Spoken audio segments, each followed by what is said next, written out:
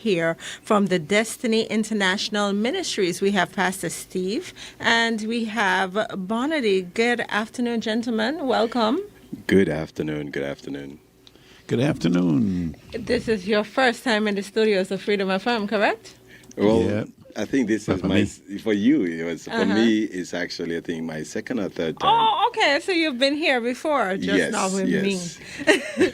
So tell us why you're here this afternoon. Well, first of all, let me say my name is Pastor Steve. I'm the senior pastor of Destiny International. And what's happening now is that we are celebrating our 15th year anniversary, church anniversary.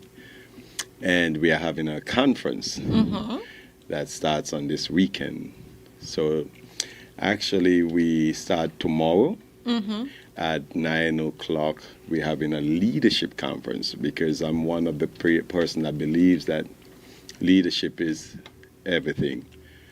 And most people say that leadership, everything rise and fall, and leadership. And one thing also we have to recognize too, not just leadership, but leadership in terms of saying, I like the late Miles Monroe says something that is so important. Sometimes people are gifted, but they don't have the ability to manage their gift, their resources, and you find if you are not a good manager, you're bound to fail. So tomorrow we'll be talking and discussing that. And with me, I'm so happy to have a mentor in the studio with me, which is in the name of Dr. Peter Bonady. And he's such a good teacher of the word, not only of the word, and also he's an author of many books. Many books. Many books. so it's good to have him here. He's gonna be the one that is gonna be speaking tomorrow at the conference and throughout the entire 3 days that we'll be having this conference as well. So inviting everyone to come out and enjoy themselves tomorrow and Sunday. In the morning, we were welcoming in some of our new members, those that have joined the ministry, and now we're going to give them the right hand of fellowship and welcome them as partnering with us, Destiny International. And then Sunday we'll be having our celebration of 15 years. And then Monday we'll be having a time of impartation. Those are who want prayer, those who really, just want to a touch from the Lord. They can come tomorrow, Monday as well, and they're going to be receiving that. We will be praying for them, praying for everyone that we can. That's on Monday evening at 7 o'clock as well. So It's an entire weekend of It's an activities. entire packed weekend that we'll be having. And you could invite your friends, your family, your loved ones, and come on out and be a part of this conference that we are having on Monday and starting tomorrow morning at 9 o'clock. Fantastic. So, Dr. Bonady, what can we expect tomorrow? Well, first of all, let me say hello to St. Kitts and Nevis. I love the islands. I'm from St. Vincent and the Grenadines, and the islands are very, very, very special to me. I'm here with Pastor Steve. We who know his ministry and giftings refer to him as Prophet Steve. And I want to commend him to us in the listening audience as an authentic man of God that truly loves God, loves his people, and is passionate about taking what he's doing to a new level of productivity and increase. And so I'm here just to help by putting some additional force on the shove to help him to multiply that which God has put in his hands. This weekend, I want to kind of tap into where his heart is, and that is to raise a high quality of leadership. I do believe that, like the leadership guru of the world, John Maxwell, says, that everything rises or falls on the backs of leaders. And so we're going to speak into that issue. When God designed the human body, right, the head is the central part of the operations of the body, right? And so we get the whole idea of headship or leadership. Man is the head of the home and all that kind of stuff, right? But if you notice that the way God designed the body, the head, the body is run by about 5 or so critical senses: the sense of sight, smelling, tasting, hearing, touching, etc., right? And all of those senses are in the head, save one. The one of feeling is actually the weakest of all the senses, and it's found in the body, and the head shares it as well. Feeling. But the sense of sight, the sense of smelling and tasting and hearing are all in the head. And that really does speak prototypically, I believe, of what God wants us to understand about the structure, about how the culture of life should be configured, that we should put a very heavy sense of value on leadership. And that, I find like for us in the Caribbean, we have a challenge in the areas of honor. How we honor a father and honor a pastor, how we honor police officers and a business manager. It seems to me that we trivialize leadership. And even in the space of our relationships, how does a woman, particularly in this postmodern world, receive a male headship over her life? And how does she intelligently interact with that? And how does he himself discharge those responsibilities as a leader? But the fact that God empowers the head with those senses does really send us a very, very strong message on the functionality of leadership, and also with how, as a culture, we should respond to leaders. Go ahead, I'm sorry. Do you have, and I'm sorry to cut in, but do you have any ideas as to why in the Caribbean we are challenged with leadership? I don't want to... well, not with leadership per se, but as you put it, honor issue. Honoring leadership. Yeah, I believe, right, as against other cultures in the world, like I go to Africa quite a bit. And I remember the first time when I got there, my host took me to see his mother-in-law. And when we got there, this guy has a strong, growing ministry. The guy is a multimillionaire. Very simple-looking guy, but he goes to his mother-in-law, and he bows down to her, and he looks down on the ground. So I asked him, I said, "Why you do that? You're the man of God. You're pretty senior in what you do." And he said, "Because if I look her in the eye and I hold my head straight into her face, I demonstrate that I am her equal." I noticed when they shake my hand, I would stretch my right hand out. They would shake my hand, and then they would take their left hand to help their right hand when they shake my hand. And I wondered why that is so in that culture. And they said, because, again, if I could shake your right hand with my right hand, I am demonstrating that I'm your equal. And but when I do like this and I shake your hand, I use my left hand to help my right hand shake, then I am indicating not that we are not equal humans, but that I respect the weight of responsibility you carry as a leader. And so I found, like among the Indians and the Africans and so on, we have that sense of honor. We celebrate champions and leaders and heroes in some of those places. We idolize them. Here in the Caribbean, we destroy them. I think that is probably diagnostically the reason why cricket is the way it is in the Caribbean, because we took all of our leaders, all the greats, the Vivian Richards and the Gordon Greenidges, the Clive Lloyds, the Alvin Kalicher, and these men, and we almost like throw these guys in the dump heap. Rather than raise their flag and treat them with a high degree of honor and respect.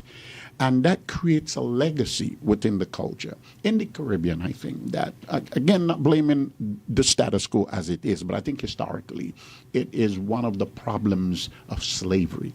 Definitely. It's a legacy of slavery. It's a legacy of slavery. when slaves, and I don't want to dominate the conversation, so No, it's No, okay. it's fine, okay. it's fine. you know, jump in anytime you want. Right, You know? right. But when the slaves first came to the Caribbean, they brought them to Jamaica, and the slave owners from lower parts of the Caribbean came up to the Jamaicas to purchase slaves. The ones that were easy to buy, were those who were docile. And I'm not trying to say that the rest of the Caribbean islands are docile. But the bad dudes, they were running the mountains and killing massa, right? It is the reason today that the Jamaican don't like to take nonsense. They'll flip out on you, and they're known around the world as the violent guys who won't take no nonsense from you, kind of thing, right? The same And similar can be said about Haiti. Yes. Yeah, I mean, Haiti preached the gospel of freedom before anybody else on this Yes. side of the world, Yep. really. Yeah. You know? Yeah. And it's not a poor country, by the way, like a lot of people think. No. But I think the point I'm trying to make is that we took the black men and we used them in like stud centers. So they went around, they took them around, and they would have a child over here in that village, a child over there. They were actually trying to make big slaves. Antigua in particular has these huge dudes. And again, I'm not saying it's a really, it's more promiscuous than anywhere else. But we had this situation where the big guys were there, like stud centers. And so they bred the slaves from there, and they produced strong men for raising families. And so what we find, number one, is that men, you have all these children all over the place. You know, police officers, army, paramilitary group. You have children all over the place. Yes. Big dudes, girl here, and so on. And the kids grow up, some of them not even knowing who's daddy. And then there's a reaction to mommy. There's this sense of rebellion. And resentment. And resentment and disrespect and dishonor for police officers. And policing was basically a tool of the wealthy.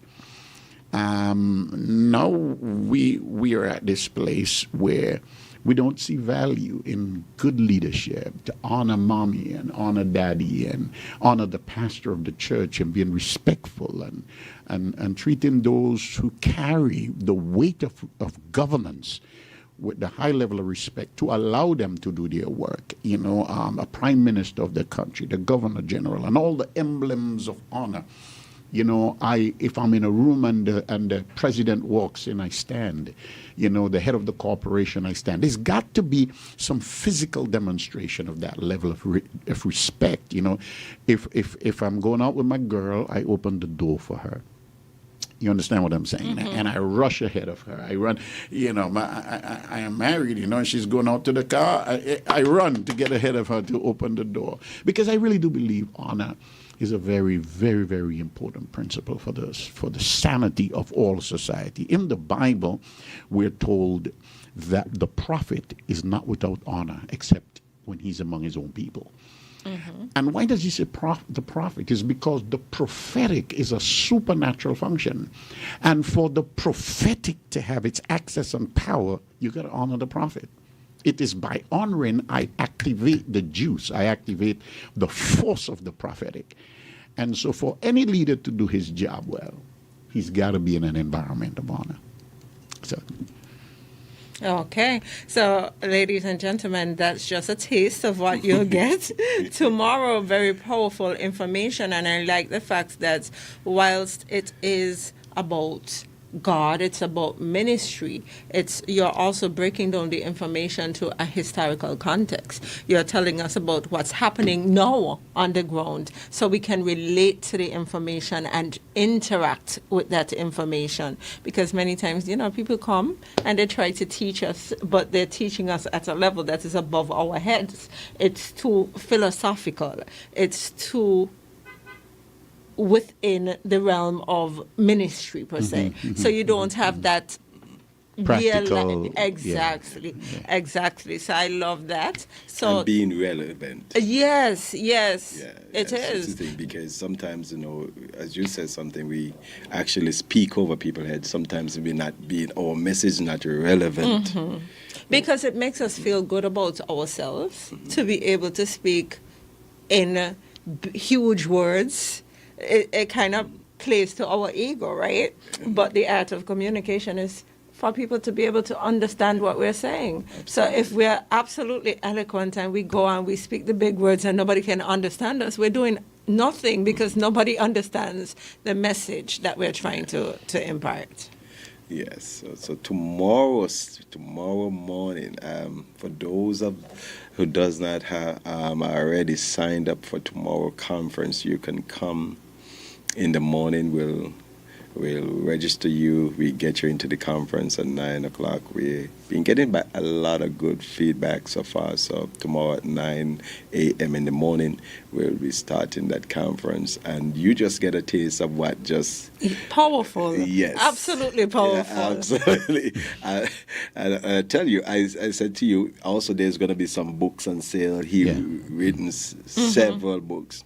He written a book called Masters of the Material World. Master of the Material World, and that is amazing book. And we're not just dealing with the spiritual, but it's a holistic type of way we minister. So I don't know if you want to talk about that book. Yeah, I'll tell you what inspired me about writing this book on Masters of the Material World, right? In my journeys through the Africas, I came to realize that Africa is perhaps the richest continent in the world. Definitely. Let's take South Africa, for example. South Africa has uranium. They use that to make nuclear bombs. And they do not have nuclear bombs. South Africa produces platinum. Platinum is what makes the fuselage. Where we say fuselage is the body of the plane. You see the metal that makes the curved, thing of the plane, right? They produce gold, silver, diamonds. There's this battery revolution for EV, electric vehicles and so on. There's a compound called cobalt and magnesium and manganese. A lot of those things are used right now in the world in the battery revolution, and just now they probably won't need as much gas and oil and so forth, right? Although their uranium is of perhaps the best crude. Nigeria produces one of the finest oil in the world. Why are we still out there so impoverished, as it were? South Africa's GDP is about the gross domestic product, the sum of all their goods and services and so forth produced, is less than $1 trillion. The United States, that doesn't have as much, is about 30 trillion. Just go figure that. Russia is a third world country, really. Their GDP is about 2.2 trillion. China is 17 trillion. All these other countries, they don't come close to the resources that's in Africa. And then I started looking at our theology. When you look in the Bible, most people teach you that we're going to heaven. I asked the question, for what? What are you rushing to go to heaven for? And so the people who gave us this fly-away mentality, some glad morning, when this life is over. Now, the people who taught us that nonsense was Massa. Massa taught us heaven is your home. But while he's telling you that he's stealing your cotton, your cane, he's stealing your sugar and all that. In fact... I'm very happy to hear somebody from the church speaking like this. I'm very happy because a lot of the hymns that we sing came from slavery. They were meant to condition us to stay in the situation that we were in so we could be good slaves. We could respect Massa, right? We can work well for Massa, not for ourselves. Yeah, that was the whole idea. Do you know in the United States of America, right, there is something called the Museum of the Bible, right? And there is something in there called the Slave Bible. And up until recently, people now began to discover what was really behind it. So they have a Bible called the Slave's Bible. In the times of slavery, they redacted. Now, the average Bible has about 1,135 verses, or if you say chapters, right? In this book, there's about 230. So what they did, they redacted all the verses that speak of empowerment and who you are, your identity, your wealth, your capacity, your wisdom. and made the Negro to believe. No, I'm not racist. Neither am I anti-Semitic. I'm committed to the truth. And so the slaves were told things like the golden text. What's the golden text? John 3:16, for God to love the world, that he gave his only begotten son, whosoever believes in him. And so we have that as, nobody said that's the golden text. Who told you that was the golden text? Right? And then you have all these other verses that talk about submission to your master and so on. Those were the ones that were given to the slaves to teach. And the slave today, preachers, lots of preachers who are not trained properly or who are not raised correctly to speak a gospel of freedom and liberty to our people, they're the ones who are occupying the pulpit, who are trained by the people who have done this to us. We did the same thing. Our not our GAD, what we used to have in the Caribbean before CXE. Cambridge. Yeah, Cambridge. There was a thing we had to do, GCE, right? Educational Diploma. Anyway, so here's the thing. Massa set the curriculum. And if you do well, you go up to England to be trained. And so attorneys came back speaking like British people. And they came back with the understanding of governance, of politics, and liberty that still had an adherence to those things. And they didn't mean to enslave us anymore. And the preachers in the pulpit themselves, all we did was insult people and put them down. You nasty, dirty, worthless people. You don't give your heart to Jesus. You split hell wide open. You understand? And this may be the same reason for the phenomenon that you spoke about earlier, where you said that leaders are not given the honor that they should be given. Because if leaders have for so long abdicated their responsibility and mistreated us as a people, eventually what's going to happen? You don't see that respect for the leaders. Mm-hmm. Yeah, so, so when I looked at all of that and I see who dominates the material resources of the nations, our lands. Most of these countries, the vast majority of the wealth is owned by a few people. Same thing in the United States of America, the Rockefellers and so on. They own the country. It is believed that Elon Musk may be the first human trillionaire, but that's what is being propagated by the white populace. But Solomon in the Bible was the first trillionaire. I wrote a book called Billionaires of the Bible. Abraham was a billionaire. Isaac, Jacob, Solomon, he wasn't a white guy. The first trillionaire, he was worth about $3 trillion. In the days of Solomon, the Bible says that silver was like stones on the ground. The man was super wealthy, and he was wealthy because of his relationship with God. So, in the 48 plus minerals you could find across the African continent, and after they've been raped by quote unquote the first world nations, who now turn around like we will forgive your debt and all this kind of stuff. No, you owe Africa. You know what I mean?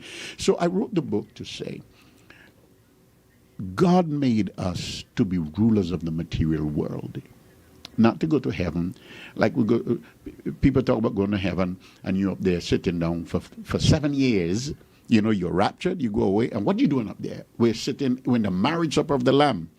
It's just glutton still. You're going to sit down around a table for 7 years? Is that making sense? And why isn't anybody challenging that? What is that, a 7-course meal?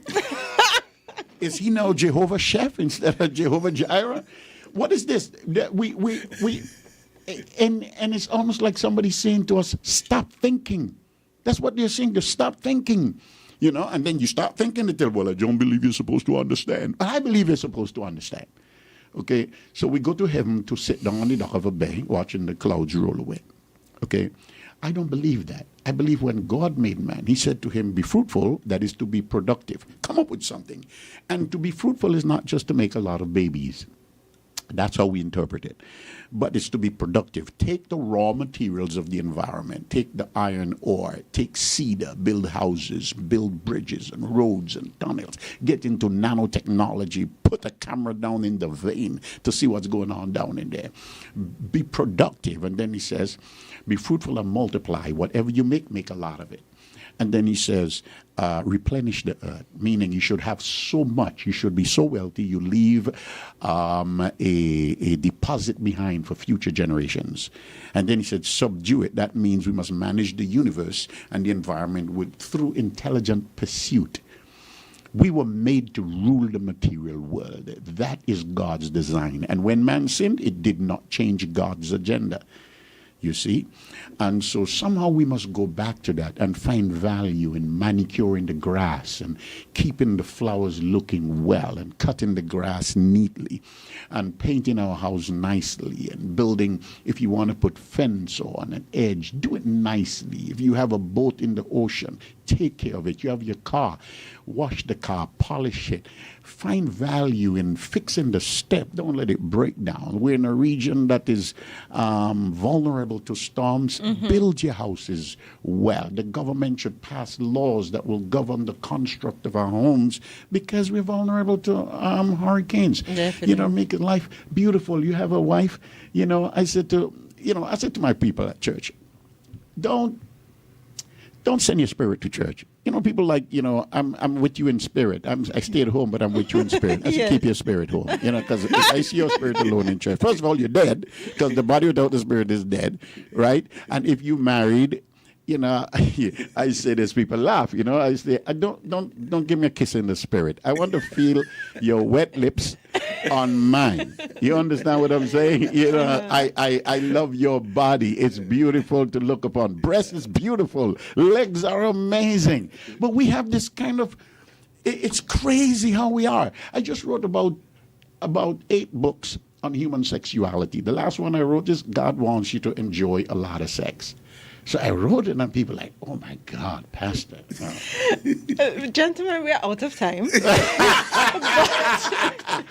We're out of time, but I'm so happy that you came today and you were able to share with our audience a little bit of what we'll hear tomorrow starting at 9, right? So just invite our audience to come on out tomorrow because I'm certain they'll want to hear the rest of the conversation. Yes, I want to take this opportunity to invite you out again, all of you that is listening and have questions. I also, in part of the conference, we're going to have time for questions and answers. So you can ask questions that is actually on your heart, because sometimes people go to church as well and they leave a bit confused, want to know what about that you just talk about. So we're going to give you an opportunity and a time for you to ask the right question. So it's just $60 to get you in tomorrow morning. The other days are free. And also we have some T-shirts pertaining to our conference. It's $60. Actually, we are raising funds as well for the church, and we're renovating our church that we just purchased. So we want you to support us as a church, and also tell your friends, your loved ones, bring them all down to Destiny International and be a part of this conference. It's going to be a packed weekend, and we're looking forward to see you there as well. Okay, thank you, and congratulations on your 15th anniversary. And we hope to hear so much more from Destiny International. All right. Thank you so much as well. Coming up next on Freedom FM, we have Groundings. Now loans, cash at the speed of life, so fast you won't believe it. Now loans, cash at the speed of life, right now, right now. If you need cash in a flash with now, no need to fuss, leave it to us. When you need cash in a flash, no need to fuss, leave it to us. Hear me now. Now loans, cash at the speed of life, so fast you won't believe it. Now loans, cash at the speed of life, right now, right now.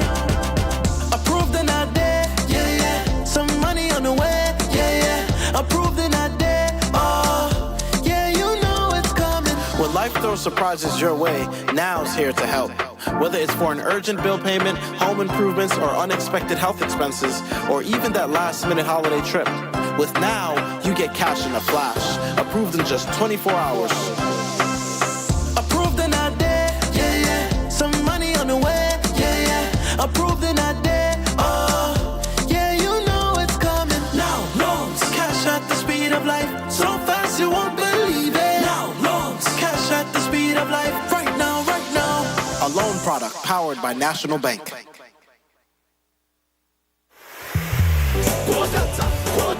Reliable, dependable, Delta. If you live here in Stinkit and your tank on E, there's only one place that you should be. Maybe driving in Nevis and you need some fuel. Go straight to Delta. Don't be a fool. Get your cooking gas fast. All petroleum needs ULSD.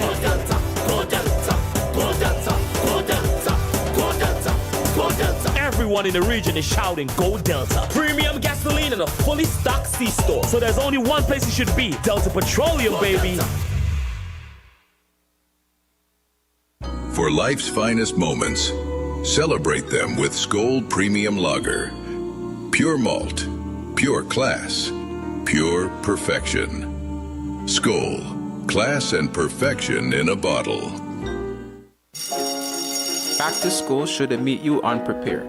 St. Kitts Credit Union's Back to School loan helps you borrow up to $10,000 with flexible repayment plans, fast approval, supportive terms.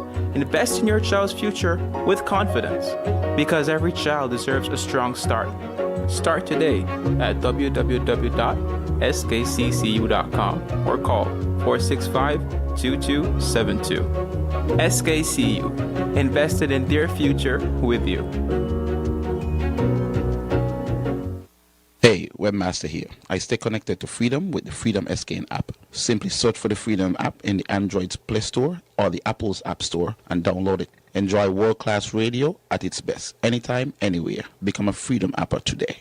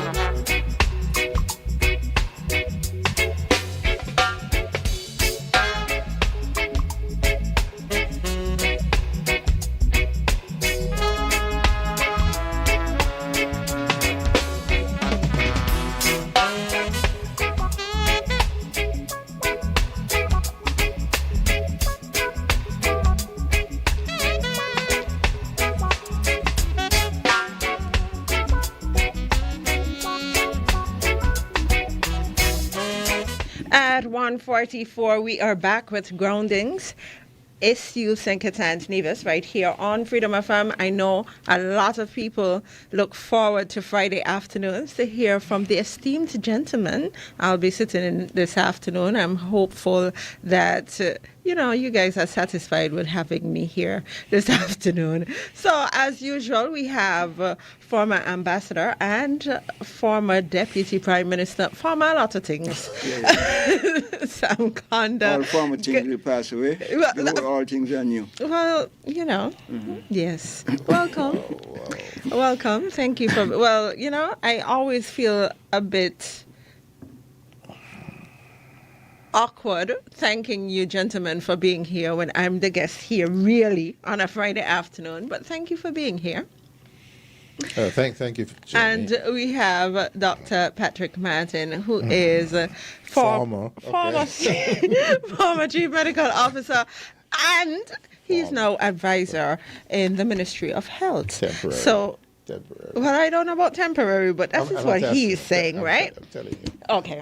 So let us know if you want to take his word for it. But, gentlemen, thank you for braving the weather and being here with us this afternoon. So where do we start? All right, good afternoon, Jamie, and to Sam, and to the listeners and viewers to Freedom FM. Rain or shine, we will have groundings to the brothers and the sisters. Happy to be here. Mm-hmm. What about snow? Yeah. What about snow? We're going to have it still. If certain people get the Nobel Peace Prize, we'll have some. So we're not going to have it then.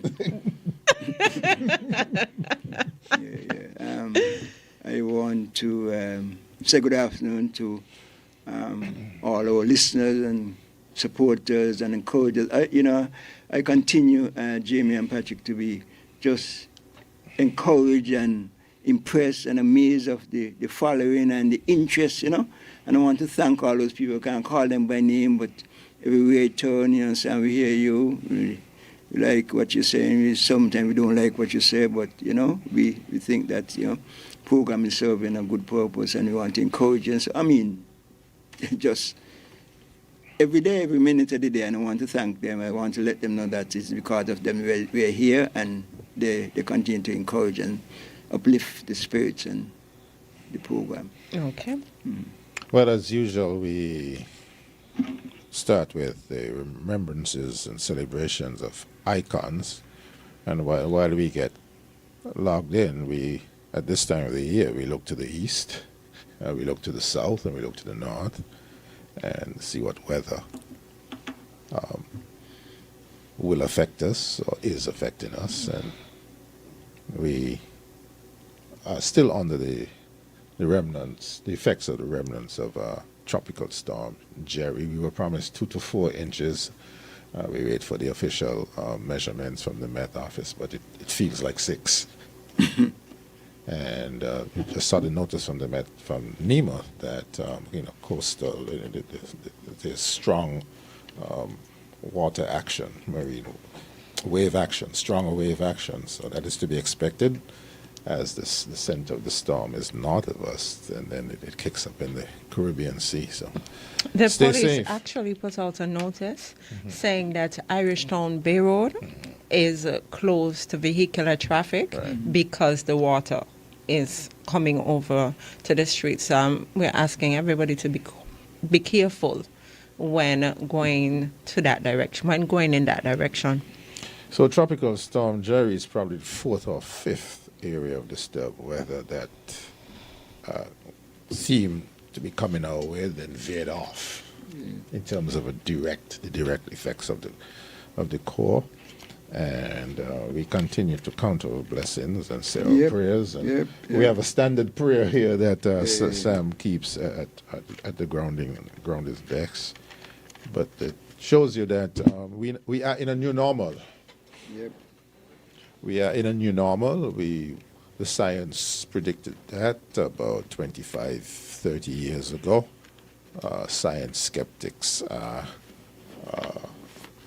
saying no, but we here in the Caribbean live in the climate crisis, and so we have to adjust to the new normal. Extremes of weather, sometimes very hot and humid, and sometimes lots of moisture and rain and wind. Today, schools remained open, Sam and Jamie. I think that was a good thing. It sends a message that we have to adjust to the conditions that we now live in and under. Any thoughts about the weather, Sam? No, Okay. like I said, we just have to be grateful, thankful, and we have been doing that, praying like 10 pundits every time, in fact, earlier this week when I met a young friend of mine, said, "You're preparing for the weather?" She said, "No, I'm just praying that it goes away. I'm not preparing for it." And so people have been praying, and, we want to thank God for his continuous grace and mercies on us. We have been fortunate so far this year. Any icon remembrances, celebrations? Well, Jamie was just here with Destiny International, and I want to join in that. That's a church group, is where the former church building for Antioch on Infirmary Road, and they're doing good work there. I want to congratulate them. They're celebrating their 15th anniversary. They were established on the 10th of the 10th, 2010, right? 15 years. Yes. Yeah, the 10th of the 10th, 2010. And they continue to do good work. In fact, the church has been doing excellent work in this country. And, I often say, when people criticize the church and wondering where the church is, I always ask, we would have been without the church, Could you imagine if we didn't have the service and the contribution of the church to our community? I want to thank them, and I want to celebrate with Destiny, to welcome all the folks. I just met a couple of them outside. One is a New Yorker, and one is a Caribbean New Yorker from St. Vincent, and the priest, the guy who came to do the anniversary message is a New Yorker, you understand, as well. So we want to welcome them and to hope that everything goes well. Okay. And the Groundings family, go ahead. we want to join the country in wishing a happy National Day to the government and people of Taiwan. Absolutely. It's their 114th National Day. We have elevated them to iconic status because of their contribution to this country's development since we became independent in 1983. So happy National Day, Taiwan. I want to join you, and especially in this time of the geopolitics, Taiwan contribution to world affairs is tremendous, and we want to continue to thank them for the contribution, and to continue to call on the United Nations to make sure that Taiwan have a seat at the UN. And we want to. I had the honor and privilege of being at the 100th anniversary in where it was 2001 or 2010. It was the 100th anniversary of the Taiwan celebration, wonderful celebration, and I want to pray God continue guidance and blessing on them. They have been doing an excellent job in terms of world affairs. And there's an example of a country that knows how to weather storms and earthquakes, and we can continue to, and we will continue to learn a lot in terms of sustainable shelters and coastal defenses, and generally bouncing back better from natural phenomena. So once again, happy National Day, Taiwan. Okay, gentlemen, I want to acknowledge Dr. Anthony R. Sebastian, the son of former Governor General of St. Kitts and Nevis, His Excellency Dr. Cuthbert Sebastian, who he was honored for a lifetime of service, leadership, and innovation in medicine. I think it is in Canada. In Canada. In Canada. Right. I think it is important to highlight our people who are being honored throughout the world, because many times growing up, you hear you live on a small island, you can't aspire to certain things, but we see that we continue to produce the best throughout the world. So I want to congratulate him, and I want to congratulate his family. Join you in that. Okay. I don't know him personally. You know him personally. I know Tony very well. Okay. I mean, we have had a good relationship, and it's always, trying to assist in whatever way possible. He's a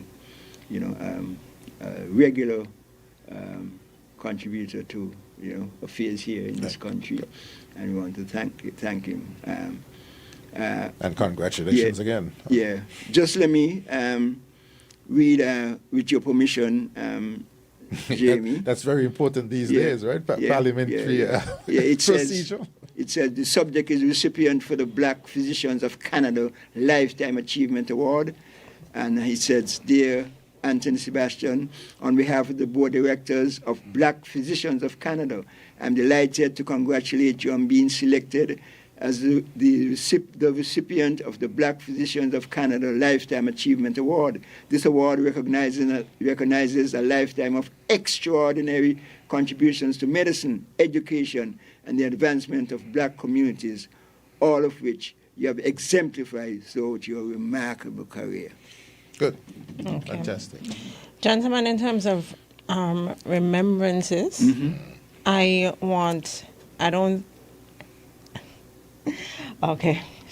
want to remember somebody who was an icon in my family. I just want to mention I want to mention my uncle who passed away last week, Dennis Body, who by all accounts was an extremely decent human being. He worked at Hosford's for 47 years.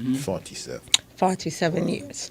And even while he was sick, he was always thinking about work and his responsibilities at work. He was a family man. I come from a very reserved family. So I don't really, try to speak about my family much on the air. But I don't think that I could sit here and talk about, remembering other people and not remember somebody who has had such a profound impact on the lives of all of us. So I just want to say that this afternoon. And I want to thank everybody who has reached out to us, all the messages on Facebook. We're seeing them. And I just want to say thank you to everyone who has done that. Yeah, last week we did it, and so I want again to Joanna is somebody that I knew very well. We interacted very cordially, and when he was, like I said, a decent human being, and so I want to personally express and record my own personal and that of my family sympathies and condolences to his family, his immediate family, and his extended family. So I want just to do that. Yes, I remember last week when Junie brought it up, and we did convey, we all conveyed our sympathies to the family, and we singled you out, Jamie, and it's good to hear and know and feel the support of the entire community in times like these, and so with some of the issues, the negatives we have to deal with in this community, when it's time to rally to support people and their families, people do support them. Definitely. It's a good country to live in. Yeah, having given 47 years, that's of his life to one company, and says something about him. And I mean, he was not the kind of person who liked publicity. So I don't really want to because he was not that kind of person. He preferred to be behind the scenes, and he preferred to work. He loved to go to the beach. He loved his children immensely. He looked after his children. And he was the one who took us to the beach when we were children. And we were his nieces and nephews, right? So he was not the kind of person who would love for us to be here talking about him all afternoon. But I think it was important to mention him at least. There are people who are out there saying, but how he come to be your uncle? Yeah, it's my uncle, my mother's brother, right? So, and again, that comes from the fact that I don't really speak about my family often, but they don't want me to talk about them. Like, they really don't. They'll prefer to stay where they are in the background. So I just want to, again, thank everybody. Sure. Who has, and to thank all of those who, see me on the road, the people from Shearlane who actually, know us and know who we are as a family. Great. Well, thank you for that, Jamie. And as we move into main discussion topics, issue number 1, war and rumors of war. Gaza ceasefire. How hopeful are we? I'll tell you what, 700,000 Gazans are already on the road, making their way back up north. Many of them are not going to find their homes, but at least assistance. Many of them, most of them. I don't know how many homes are still standing. But then the assistance will be rolling in, and prepare yourself. Let us prepare ourselves for some pictures, some more pictures that show the worst of human nature. I think we've grown accustomed to that as it relates to the situation in the Gaza Strip. I think the world has woken up. We've spoken about this situation many times here on Groundings, and I'm happy that our Caribbean leaders have come out and spoken out about the atrocities that have happened in that part of the world. I want to commend you, Sam and Jamie and the listeners to an interview on U.S. National Public Radio, NPR, this morning with a gentleman, his name escapes me at this time, who was a part of hostage negotiating team in an earlier crisis, and the way in which he laid out what happened over the last 6 months or so, it's tremendous. But the point is this, that nothing would have happened until Donald Trump leaned on Benjamin Netanyahu. Period. That was his bottom line message. What do you feel about that message? That a president had to lean on a prime minister? I think that's the cut and thrust of geopolitics. Sometimes it comes down to somebody picking up a phone and saying, hey, enough is enough. It's a tremendous interview. He said quite pointedly that the war benefited Netanyahu's political agenda. Career. I remember that he is to answer certain charges before the court, right? Yeah. So people suffer, people lost their lives, for his own political. Many have described it as genocide. It is. Well, all for his political agenda. He also made mention of the Qataris and the central role they're playing. Apparently, on the news this afternoon, it's the Qatar is also interceding in the U.S. Venezuela matter. The Qataris got some mention this morning as to playing a central role in getting things rolling. Let's see how long it takes. Let's see how long this lasts. I'm cautiously optimistic. We've been down this road before. Yeah, that's the phrase. Cautiously optimistic. We hope that the people of Palestine deserve better. And we hope definitely deserve a state. Deserve a state. Definitely. Right, I am seeing the voices of Palestinians on the news, and they're so hopeful. Some of them, they've lost so much, but they still find it to be hopeful. Just to live life. They're not asking for much. They're just asking to live. To exist. Exactly. And it really goes to show you, all for one man's political agenda, and I know some people are going to come and say, "Oh well, Hamas did this and Hamas did that," and we condemn Hamas for what they did. But at the end of the day, when we look at the response, it was disproportional. Absolutely. And the world stood by. That's and right. let it happen. Yeah. And when we are speaking about, Trump leaning on Netanyahu to stop this, this should have been stopped years ago. Yeah. They provided ammunition, they provided arms. Exactly. So now we want to give them credit for doing the right thing. I don't really have the credit to give. I'm sorry. There are those who will argue strongly that the leaning on the Israelis and Hamas to come to some kind of understanding also had to do with the Nobel Peace Prize. There are some who will argue that. Take a deep breath And now. there is basis in that There's argument because it is a hidden agenda and the timing is... Repeat that for me, Patrick, what you were saying. That some who will argue that the timing of things had to do with the Nobel He Peace wanted Prize. to be nominated for the Nobel Peace Prize. It's all a show. How could... Well, let's congratulate the winner of the prize. Is that a good word? The awardee. Yeah, the awardee. Maria Corina Machado of Venezuela.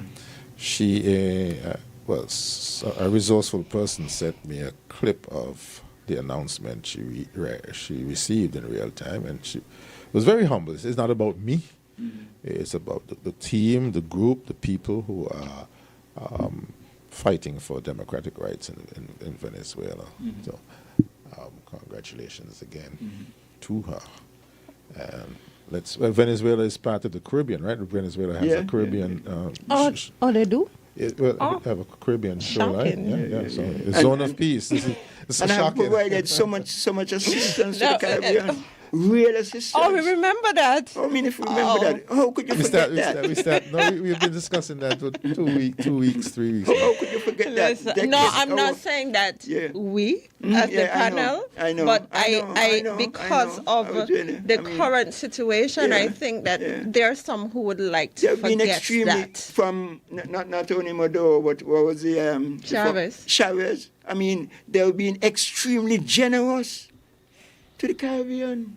Extremely generous. They've gone beyond the call of duty to make sure that we keep the lights on. No, we recognize as well that there are problems in Venezuela, just like there are problems in the U.S. Of course. Right? There are problems in every country. Of course. But for us to sit back and behave like some nations in the Caribbean, as though Venezuela has done nothing for the region, is absolutely ridiculous.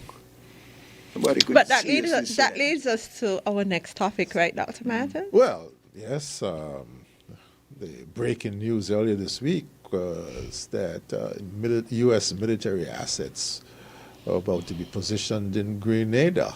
Well, a request. Hold a second. The breaking news. The breaking news didn't say anything about request.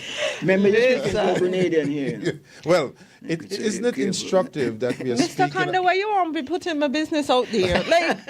Isn't it instructive, Sam Conda, she's Ambassador? going to be defending her nationality. In October I'm not 25, October 25, 1983, there was an invasion. And now it's 25, it's October 25th to us? 1983? Yeah, and it was 83. The 25th of October. Yeah, I mean, the irony of this. And now in October 2025. You don't find there's a lot of audacity surrounding this issue? When growing up, you're always taught to read between the lines, that there are two sides to a coin and an edge. The fine print. There's always a message.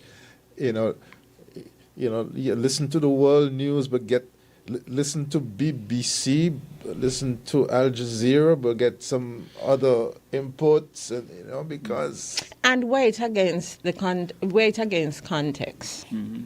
There's always a context. Context matters. Is everything. Context matters, that's right.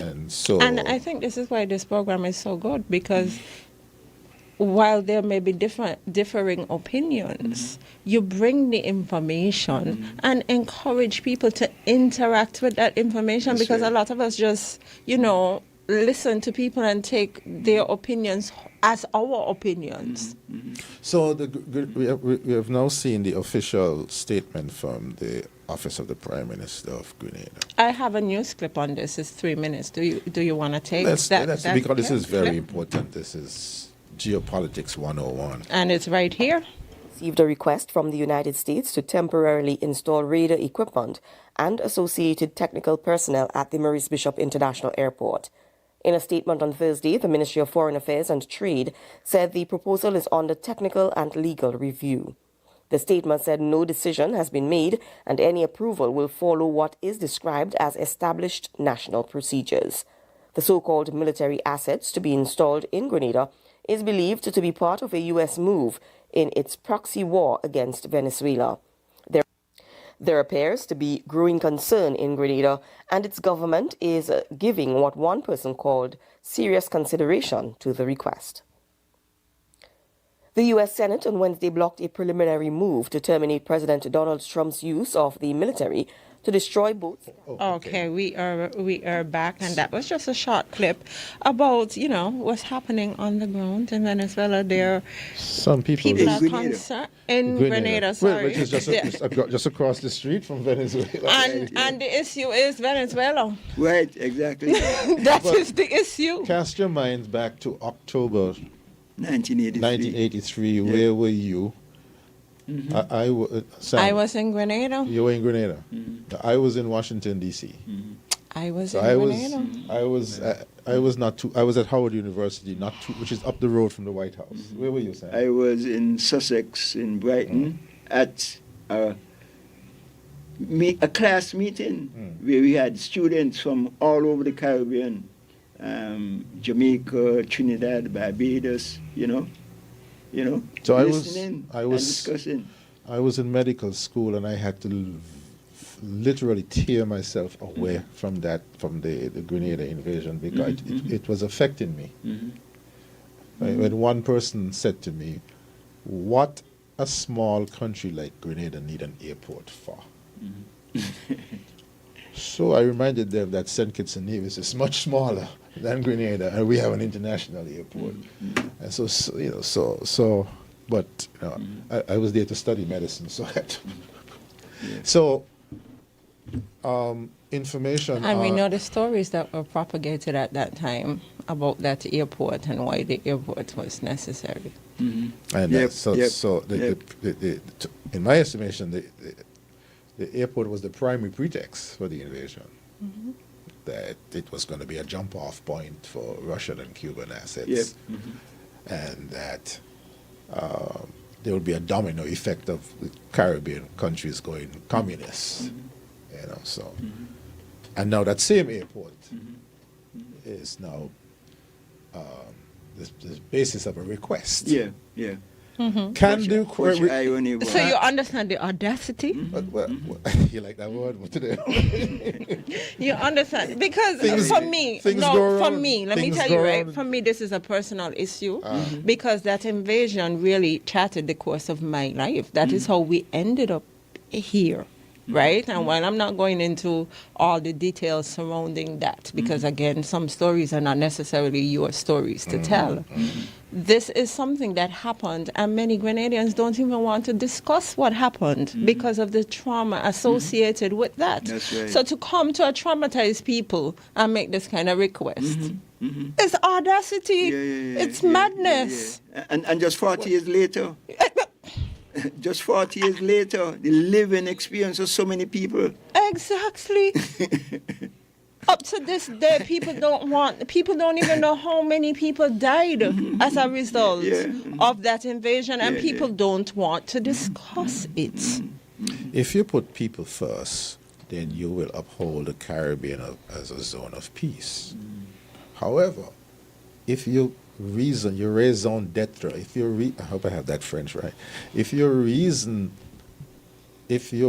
primary motivation is to be imperialistic and dominate, then people secondary. But I thought we were past this in the world. And it just, The audacity of hope, huh? That's it just seems Obama's book, yeah. to be, you know. You see how people have condemned multilateral organizations like United Nations as being unnecessary, and stuff like that.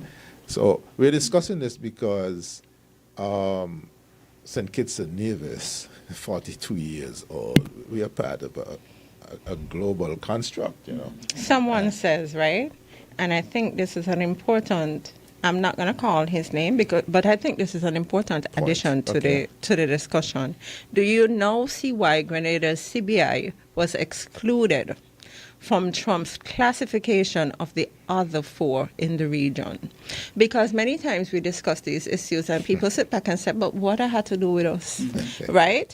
Everything is by design. Everything. What's the quotation? Nothing happens by accident. Nothing happens by accident. If it happens, it's because it was planned that way. Exactly. Exactly. Grenada, in their mind, served a purpose. Yep. You know, one of and it's all the interest, like I said. We are just pawns to them, you know. We America don't matter. Have friends. They have interests. Exactly.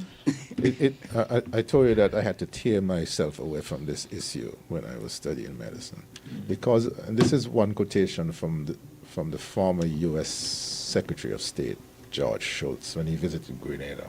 The statement he made: "What a lovely piece of real estate."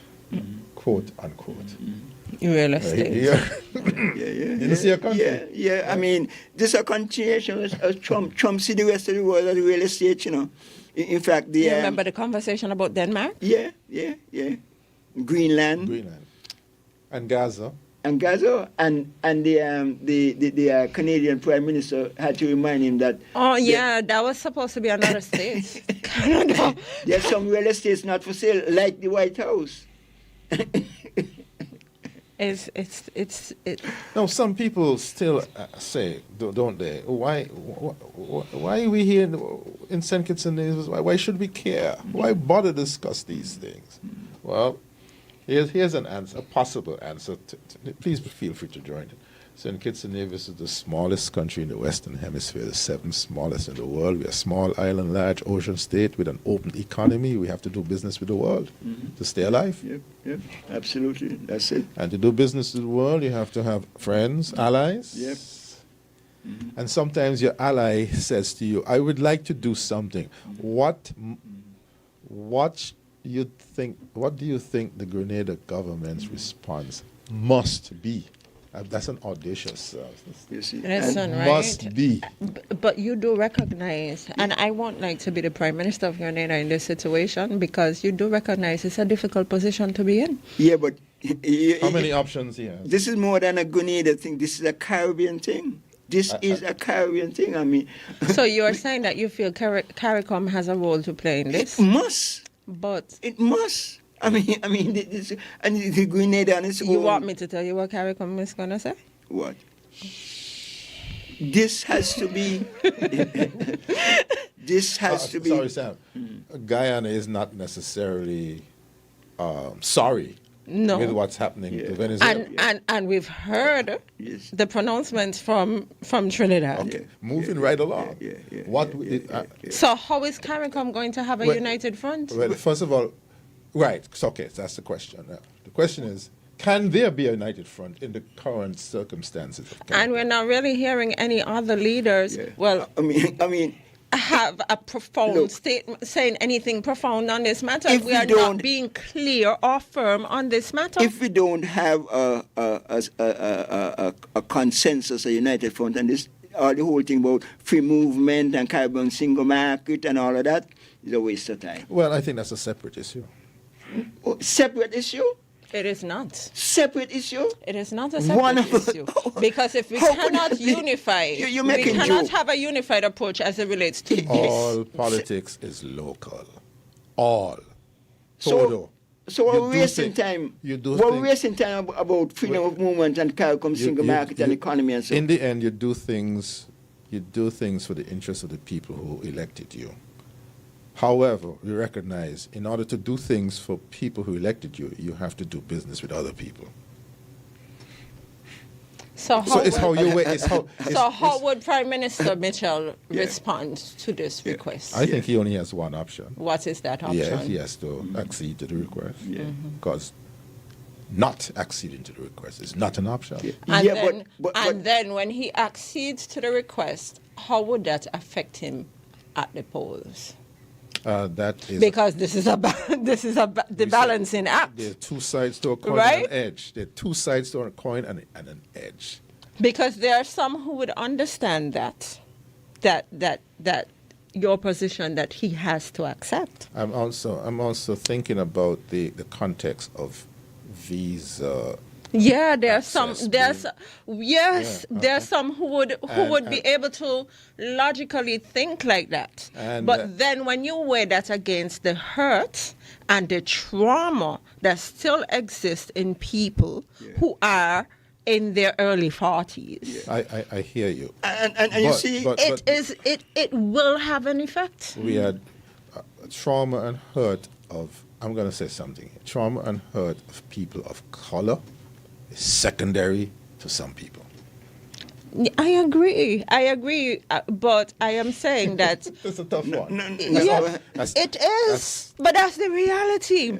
But at the end of the day, he will pay for it at the polls, no matter what choice he makes. A publication started out like this earlier this week.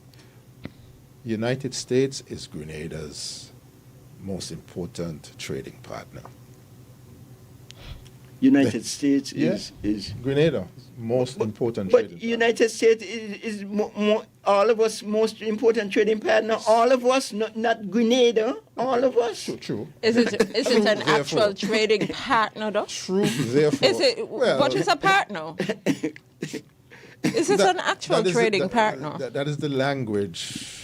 That was used. So putting all those things into the context. Putting all those Grenada things. is not special in that way. All of us, it doesn't make any difference. True. So that will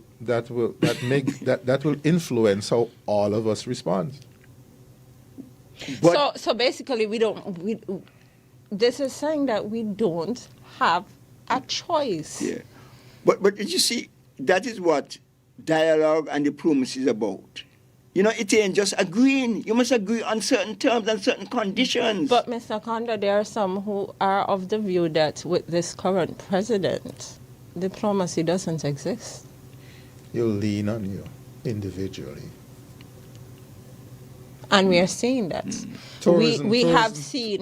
We have seen some government leaders, some regional leaders be invited to speak with the president.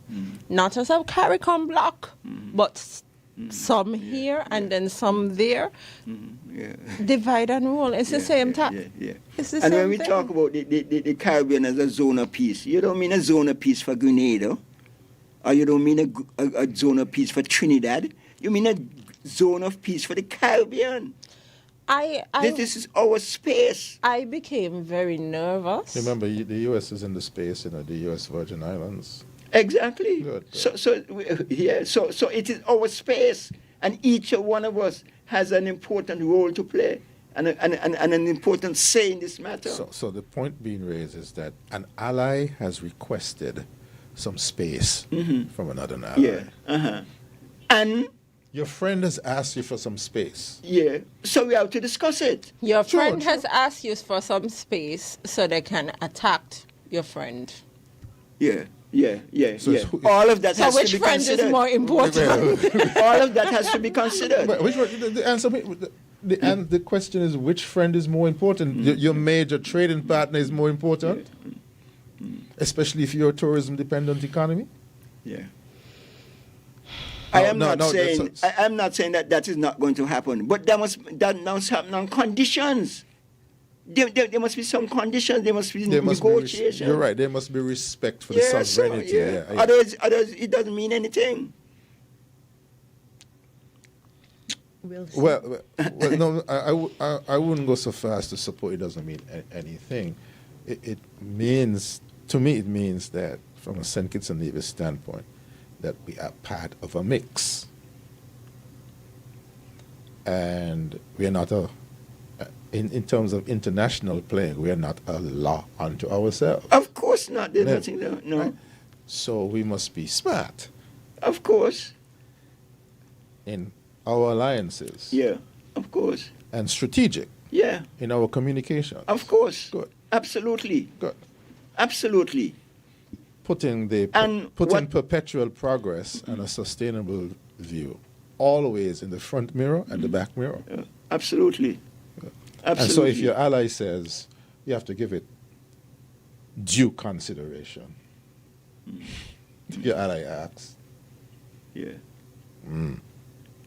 We have to talk to our ally and tell him what are our concerns. So we can ask our ally. Our ally ain't care about our concerns. Sorry to break it to you, but he ain't care. No, I think our ally cares. Because, we have assets here that are linked to our ally. Like what? Offshore international schools. So that means they care about our concerns? They do. Because the footprint of the first duty of a country is to protect its citizens wherever they are. Mm-hmm. So they care about St. Kitts and Nevis being in a zone of peace. They do? Or they care about the people they have here? The citizens. They don't care about us, you know? No. They don't care about us. And those, anyway, let me not say that. We are working. A little too radical, you know? No. Hang on. Fortuitously, you have been sent this afternoon to discuss this topic. Really? By who? Not by Junie, for sure. Because these issues affect what we say, to whom, and when. Mm-hmm. And 42 years ago, we told the world we are going to be an independent country regarding our struggles. This is a struggle. This is one of them. You remember I started out the program saying, my family, they don't like me to speak about them. I could imagine my mother and father listening to me this afternoon and cringing. Well, I think they'll give you a round of applause for No. You're being audacious. They won't. Trust me, they won't. We'll protect but you. Salmon. I don't really need protection, you heard that? You heard that, Sam. You heard that, Sam. Okay. I would imagine that because, again... Talking is part of catharsis, is part of healing. But we have been taught for a long time to be afraid to discuss certain issues. And we are seeing that even now. We are seeing people telling you, be careful what you post because when you go for a visa, they're looking at your social media, right? So you have a choice to make as a human. Exactly. And you have to know exactly what you're willing to stand Absolutely. for and what you're willing to stand Absolutely. against. What's that song that Short Shirt sang? Which came from this came from Shakespeare. Give me liberty or give me death. Who said that? Let's look that up. Every adult has a decision to make as to how they're going to live their life. Mm-hmm. Are you going to be in a prison, or you're going to be you're going to work with other people to be in a zone where you can freely express yourself within the four corners of the law? Are you going to be in a country that has a liberal media like ours? No. It was not always like this. It was not always like this. Where you can have media opportunities to discuss things. Certain things that are put up are not patriotic and are downright anti-patriotic, but people have a right to put them up. It's when right-minded people do not push back. You like to say something that tyranny exists because good people remain quiet? Silent, yeah. Do nothing, or remain silent. So this expectation that things are going to be hunky-dory, peaches and cream, let's all get along, that is not the real world. At all. And although we are the smallest, along with our OECS counterparts, we have opportunities to create alliances. The pivot to Africa is going to turn out to be one of the biggest and most significant foreign policy decisions that we have made. Like one guy said, CARICOM must be clear in its words and actions. It cannot, on one hand, speak out against the colonial wrongs inflicted on us as Caribbean people, yet at the same time be willing to keep silent on other matters that affect other countries. Our small size has never been an impediment to our supporting, leading, and making change. The South African apartheid struggle is certainly the most prominent example. Until we hold principled position and unite on core issues, we will forever fail to break away from colonialism, and not only in a formal manner, but more importantly, to free ourselves of the lingering effects of being mentally colonized. And what we're seeing at this point may just be neocolonialism. Sometimes, Sam, with all due respect, when I hear representations like that, I ask myself, could people have been a little bit more specific? Because the knee-jerk thought is CARICOM means the political directorate of CARICOM. Yeah. I take what was said to be CARICOM, the political actors, civil society, residents, and diaspora. Yeah. Because the political directorate cannot do the heavy lifting by itself. No, they are representing us. The political directorate, they must get our views, our ideas, our things. They are recommending. They are representing us. And if they don't, that's what the Caribbean organization is about. But Mr. Condon, do you feel representation at this point? Do you feel that you're getting good representation at this point? From a CARICOM perspective? Yeah. What do you mean? Well, there could always be better, but that is what the discussion and the dialogue is about. I understand, but do you feel that we are getting any clear position from CARICOM at this point on this issue? Well, no, but that is what we are doing to make sure that our leaders understand.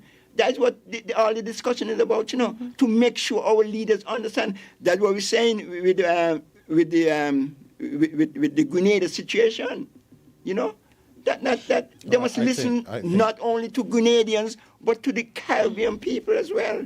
I think. But the Caribbean people must speak as well. Yeah, that's the point. And that is the thing. We are very quiet when it comes to certain things because Grenada is there. That is the point. Right? That's what I just read there. Grenada is there. Yeah. I was listening to an interview that Andre Huey recently did with Peter Wickham, and he was saying that while for many Caribbean people, this is an abstract issue. What? Because we see ourselves, the issue with Venezuela and the U.S., because we see ourselves as, kind of distance from the issue.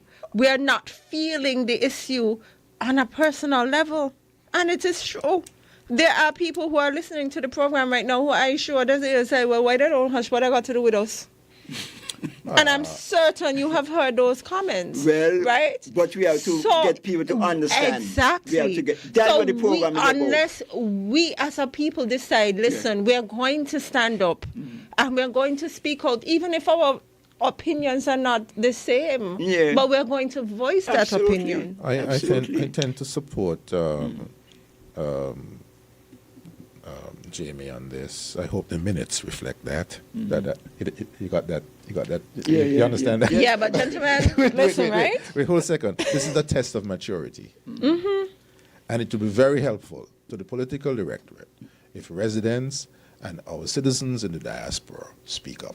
Yeah. Definitely, definitely. And speak up convincingly. Yeah. Not come give us no rambling rant. Yeah. And when you're done, we want to know, like, what you just said. Like, And- what's really your position, right? And that's what we are getting from a lot of the Caribbean what we leaders. have to lose. Apart from Trinidad, because that her position in itself is just, in my opinion, madness. Right? But and then when you see that she chose to go to the UN and not meet with anybody from CARICOM, but chose to go to Washington, what's the message that we're getting? Sam, over the months and years, months since Trump's re-election, you have been saying that the people of the United States will have an opportunity to vote again in 4 years. People of Trinidad will have an opportunity to again to vote. But 4 years can be a very long time. True. Because, trust me. True. I agree. I agree. Because look at how much has happened since President Trump has been elected. And Junie, I said Jamie and Patrick, I mean, you all been hearing me saying that from the beginning when Trump election. I said the United States, the people in the United States will have to see what they could do to limit the negative impact that Trump could make in the United States. And the people in the rest of the world.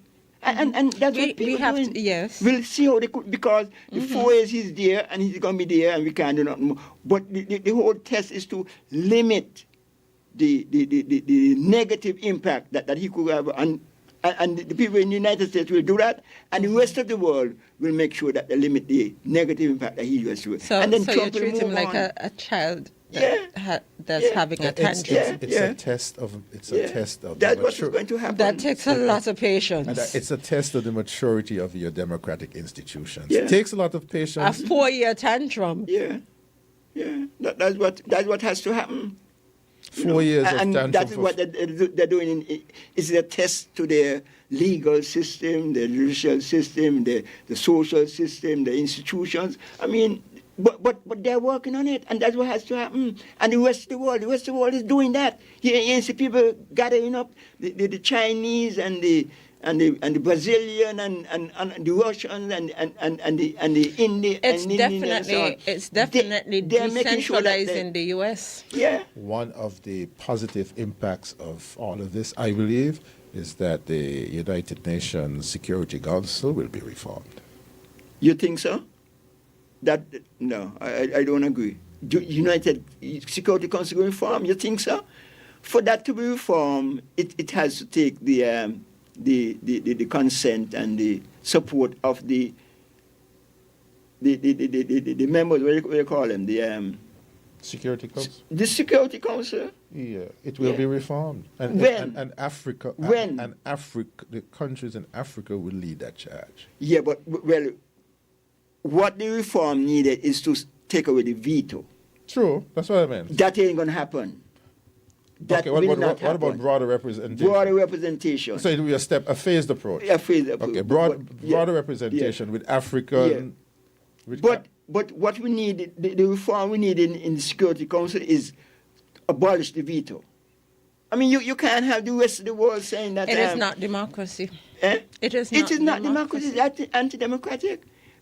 So the rest of the world saying this. So do you agree with a phased approach? We go with of course, and then and of course. So that's the reform. More representation. Okay, gentlemen, it's 2:38, and we have to take a short commercial break, and then we'll open the lines. I'm already getting. Already? Yeah, I was shocked.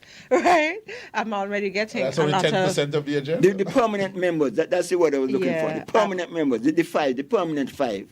Okay, so we'll take the break and we'll come back. Now loans, cash at the speed of life, so fast you won't believe it. Now loans, cash at the speed of life, right now, right now.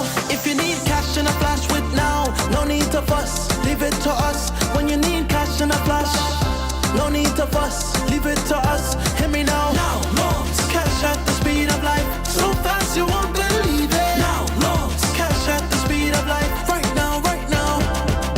Approved in a day, yeah. Some money on the way, yeah. Approved in a day, oh.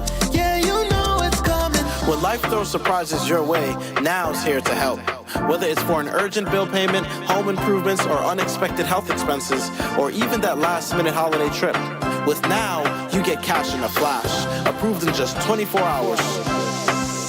Approved in a day, yeah, yeah. Some money on the way, yeah, yeah. Approved in a day, oh, yeah, you know it's coming. Now, loans, cash at the speed of life, so fast you won't believe it. Now, loans, cash at the speed of life, right now, right now. A loan product powered by National Bank.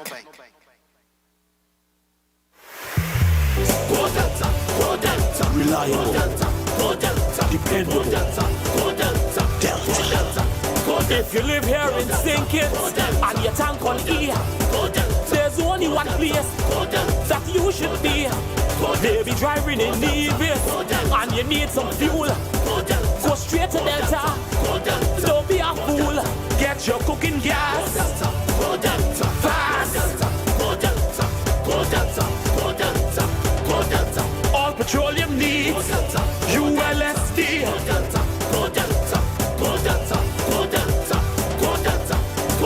Everyone in the region is shouting, go Delta. Premium gasoline in a fully stocked C-store. So there's only one place you should be. Delta Petroleum, baby. For life's finest moments, celebrate them with Skoal Premium Lager. Pure malt, pure class, pure perfection. Skoal, class and perfection in a bottle. Back to school shouldn't meet you unprepared. St. Kitts Credit Union's Back to School loan helps you borrow up to $10,000 with flexible repayment plans, fast approval, supportive terms, invest in your child's future with confidence. Because every child deserves a strong start.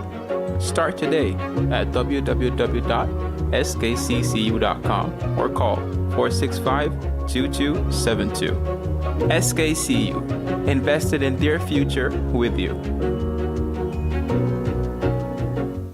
Hey, Webmaster here. I stay connected to Freedom with the Freedom SKN app. Simply search for the Freedom app in the Android's Play Store or the Apple's App Store and download it. Enjoy world-class radio at its best, anytime, anywhere. Become a Freedom apper today.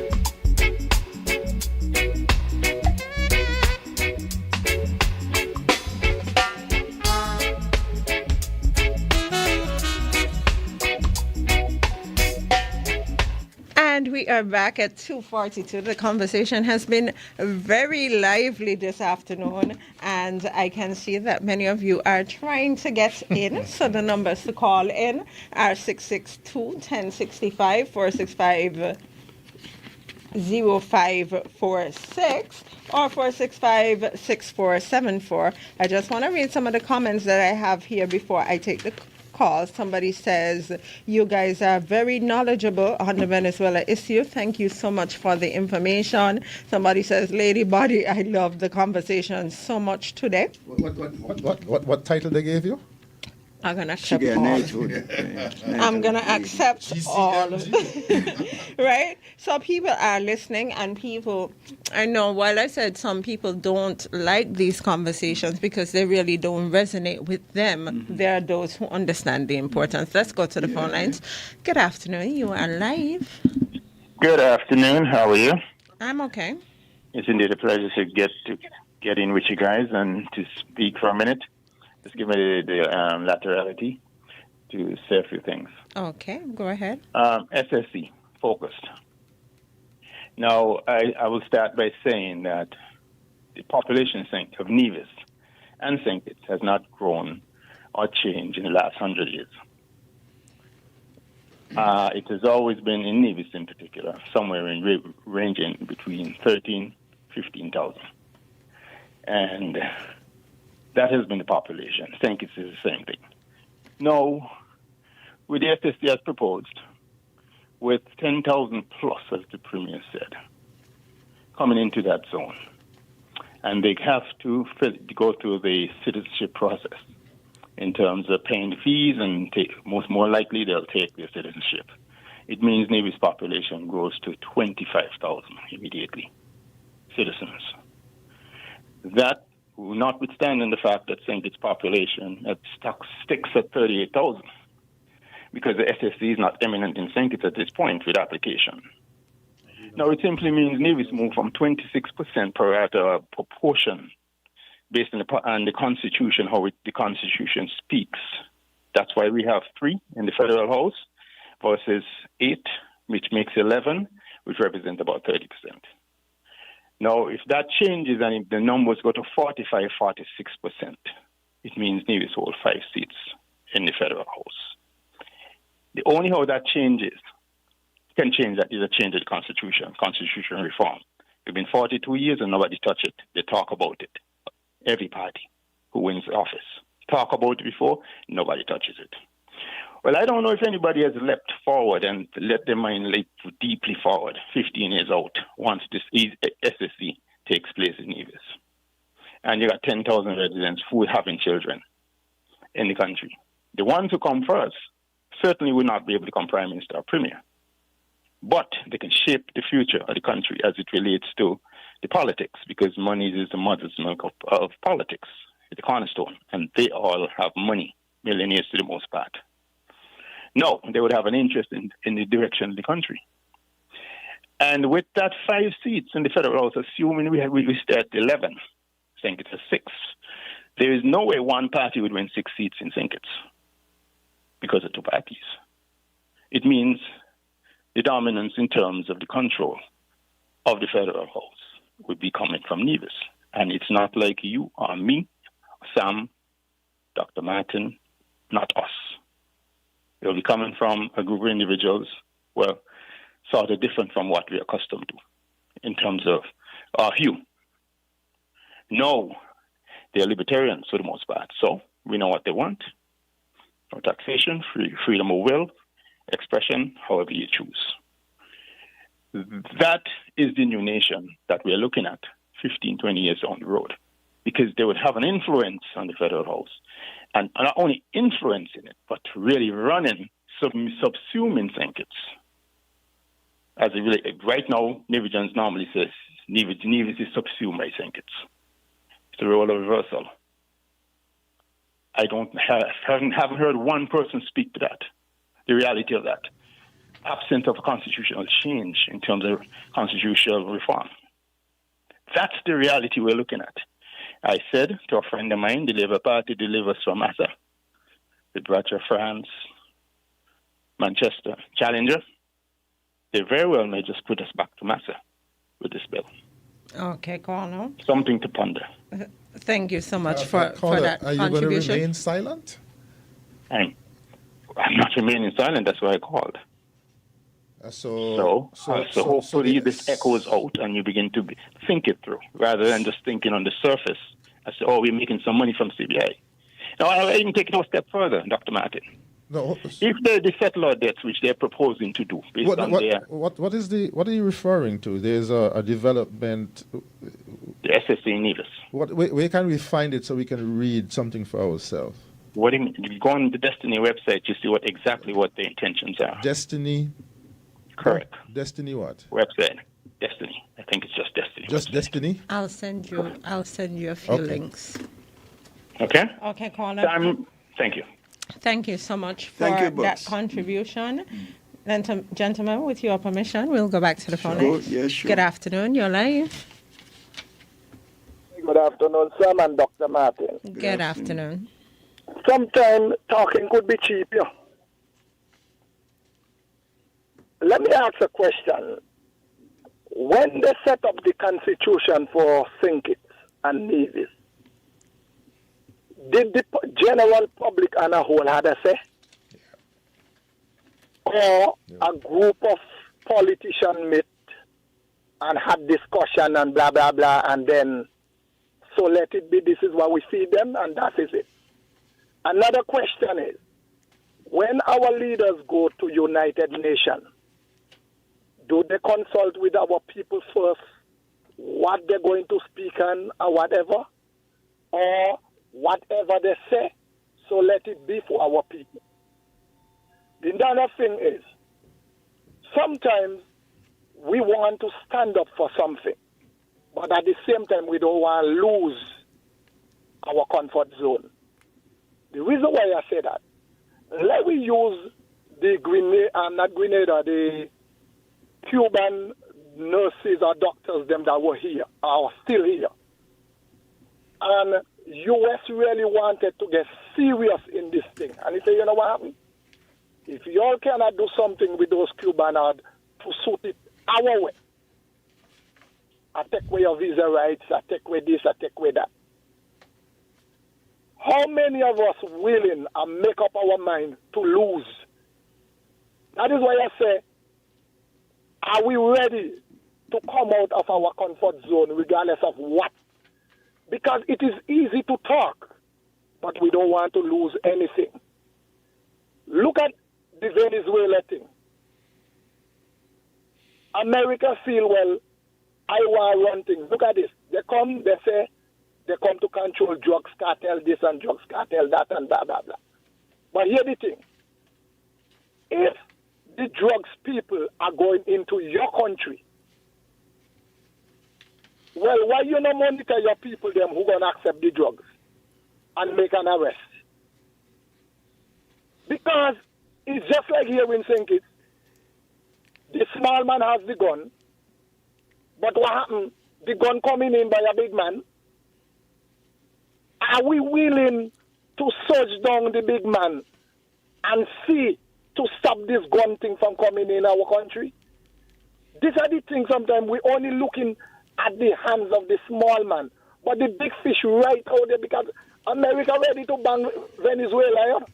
But the thing about it, their own people accepting the drugs, and they cannot tell me they can't hunt down the people them who accepting the drugs. Because you know what happened? Money is involved. I thank you. You need to send it to declare war. In the United States? Yeah. Mm-hmm. The White House, the executive can't declare war by itself. You need the Senate. Senate, right? Mm-hmm. Okay. Mm-hmm. Yeah. Let's go back to the phone lines. Good afternoon. You're live. Good afternoon. Good afternoon. Yes, it was mentioned that we should be smart and strategic. Mm-hmm. But what about principles? Yep. You know, it was Gandhi who said that politics without principle is a deadly sin. That includes geopolitics. Mm-hmm. I reject the notion that we should just lie down and take it because we are small. Look at how South Africa, very early o'clock, condemned Israel and carried them to the ICJ. Mm-hmm. Okay? They knew there would be consequences, but they did it anyway. Mm-hmm. Right? So when you know that the world is coming around to the realization that, well, it was the right thing to do all along. Right? One of the least mentioned comments by Trump is that, you know, Israel couldn't fight the world. Right? The world eventually realized that, no, enough was enough. And it shows that if enough people stand up for principle, it has results. I know right now that the U.S. seems like a bully, and bullies always pick on the most vulnerable. You know, the U.S. didn't ask Trinidad or Guyana, which are closer to Venezuela, to put the base there. Okay? Mm-hmm. Maybe because they feel that both countries would not accept it. Mm-hmm. I doubt they really need those assets in Grenada anyway, because I've seen large U.S. military planes in Curacao, close by. Okay, those large ones with the radar facilities on them. Right? So those can cover the Southern Caribbean. Why expand the footprint into the Eastern Caribbean? To show you can. Just, that makes sense? Just to show you can? Because you see, remember they had military bases, I think they had in Antigua, Barbados, St. Lucia, and Trinidad at one time. They closed them. Why go back why retrogress and go back there, right? But you know what? I blame CARICOM leaders because to me, they are weak and timid. Very. They should have been more proactive in forestalling this, not being confrontational with the U.S., but they should have been more proactive in reducing tensions between Guyana and Venezuela first of all, and then Venezuela and the U.S. Okay, they could have done more to reduce tensions between Guyana and Venezuela. I'm sure we both have all this intellectual capacity in the Caribbean. You mean we couldn't come up with a solution to that conflict? Okay, so that the U.S. now have to come in, and we now have a bigger fish to fry. Why couldn't we have insisted? I'm sure, bearing in mind Venezuela had so much good relations with so many countries in the region, at least at one point in time. What about the OAS? We have 15 of the 31 members, I think, or 33 members in the OAS. We have some crowd there. We have some. We have incorporated them because they don't want a conflict in the region either, right? But what I'm saying is, if we, for instance, had asked Venezuela to be observers at the elections, right, so that we can make pronouncements on whether they were free and free and free from fear, then we would not have to rely on what the U.S., because the U.S. are going to be anti-Maduro, right? So whether the elections were free or not, they say they won. And the European Union and so on would follow the U.S. lead. But we could have come and make a pronouncement itself. And if all of us had made a pronouncement like that, it would have come for something. Right? But we just sit back there and let, I don't know, every small U.S. thing and listen to us.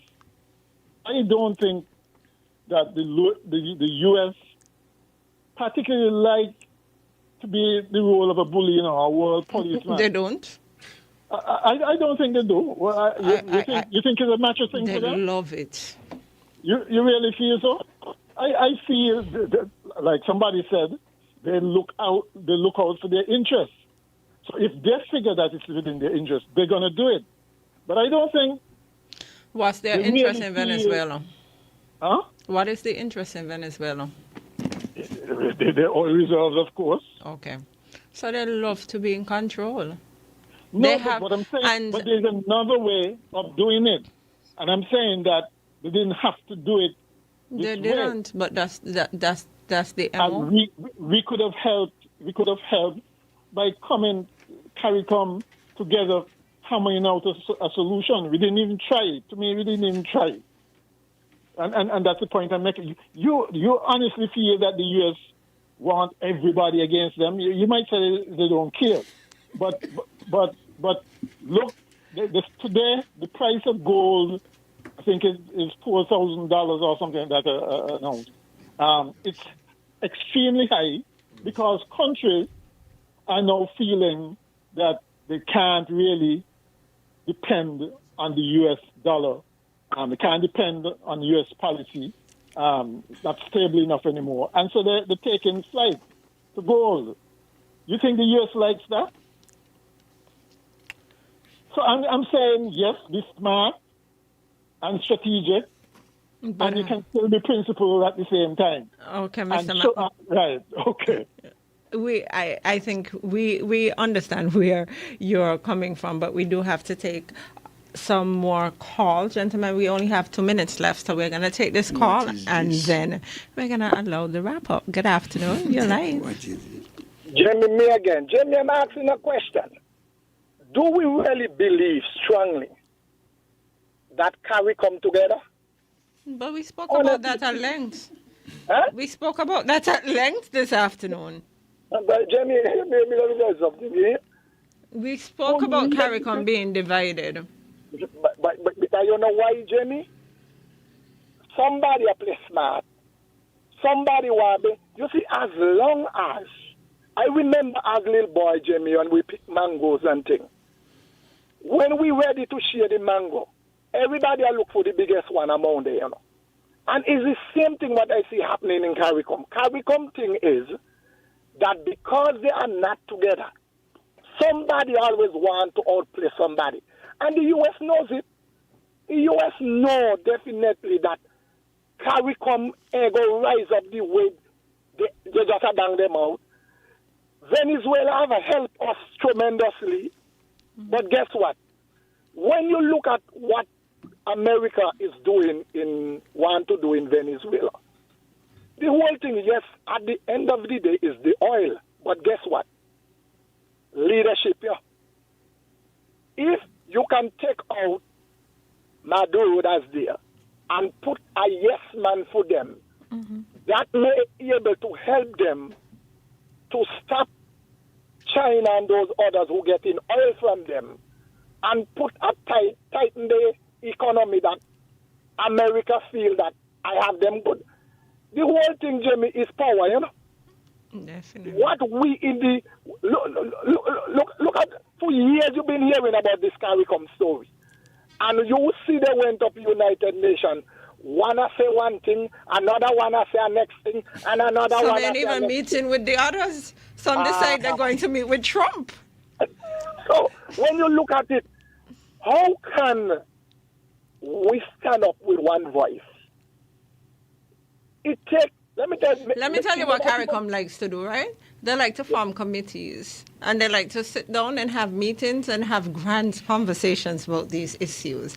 And at the end of the, how many conversations we've had about Haiti? Haiti, yep, Haiti. Not much. CARICOM has had conversations about Haiti for the last umpteen years. Yes. Conversations. Because at the end of the day, the action is limited. Yeah. We like to talk. Non-existent, not limited. Non-existent. Exactly. I didn't want to put it like that because, but we like to talk about things. We like to have conversations about things. We like to have talk shows. The whole thing, Jim, is politics, you know? Yep. Politicians tell you the things them they feel you want to hear, Some, if you squeeze, you are sorry, But in true sense, politicians... Oh, yes, because you're the only politician here, right? Yeah, really? Well, who is the other politician here? Dr. Martin, are you a politician? I mean, I'm the only person who ran for office. Politicians like to say these things that we want to hear. And our people, look at our people here. Me not even go so far. Let me deal with Sinkis. Just give me 2 minutes. Not 2 minutes. Right. We have it. A minute and a half. Then. Not even that. All right, let me hear this. 30 seconds. For years we've been hearing about this marijuana issue. What our local people are doing to step off the ground? Are we waiting for somebody to come from St. Vincent or China or somewhere to come down to give us a start? These are the little simple things I'm showing you. We have the same mentality with CARICOM too. Because nobody wants to step out of the comfort zone and say, you know what, I'm not giving it a shot. And even our leaders themselves are not giving the people the support that they need to move on. I thank you. Thank you so much. And that was our final contribution for this afternoon. It's past the hour of 3, gentlemen. At this point in time, I'll invite you to respond to the callers and provide your wrap-up as well. Thank you very much, Jamie, and thank you again for joining us as it's a continuing story on this program as we discuss the matters that affect us as a small island, large ocean state. Some of the matters are not easy, but we come here not for easy things. Some thoughts about what callers have said. The Destiny.com, I have not read that yet, so I will. I've read the act, But I'm not sure. No, the Destiny.com is not a fait accompli. It's not set in stone. It's a proposal. Mm-hmm. And we, the people, will weigh in on that proposal. Will we? Sorry? Will we? Oh, well, at least one caller this afternoon weighed in. Oh, you mean like that? Okay. I think the grounding screw will weigh in. In terms of that, yeah. And but do you think that weighing in like that is effective? Well, I'm asking. We better start. We're going to try it. We'll start now. We better start now, because if we don't, it will be an insult to the memory of the Buckley's uprising. Okay. Fantastic. So it's Destiny.com is not a fait accompli. It's not set in stone. It's a proposal, as I understand it. So we have an opportunity to talk and act if we don't like it. Do you think our people care enough? Judging from we've heard a lot of talk from Nevis. Judging from we're not hearing that much from St. Kitts, I don't find. I'm hearing, judging from the energy, the discussions evoke, I think that our people care. Okay. Especially care in terms of clarity. Mm-hmm. Okay. And no, I think it would be an insult to the memory of our ancestors to change the very face and fabric of this country. Absolutely. You know? Absolutely. So we care. Absolutely. We care. Absolutely. Absolutely. We care. We have come this far. How it goes again? By faith. Okay. Leaning on the promises. Boy, this is kind of scary prospect. Well, since Sam started, I'm going to quote scripture, 2 Timothy, chapter 1, verse 7. For God has not given us the spirit of fear, but of power and of love and of a sound mind. That's right. Can I get an amen, somebody? Amen. I think overall that CARICOM has and continues to be a benefit. CARICOM